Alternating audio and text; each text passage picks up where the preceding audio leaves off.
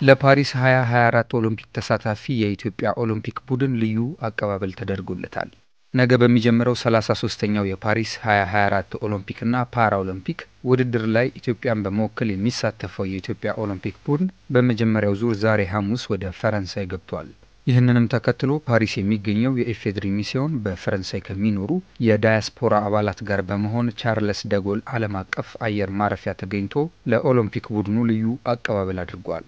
በተለያየ ዕድሜ ክልል የሚገኙ ኢትዮጵያውያንና ትውልድ ኢትዮጵያውያን በዕለቱ በስፍራው ተገኝተው ለኦሎምፒክ ቡድኑ አቀባበል ያደረጉ ሲሆን ዝግጅቱ ኢትዮጵያን ለማስተዋወቅ መልካም አጋጣሚ እንደሚፈጥር ተመልክቷል።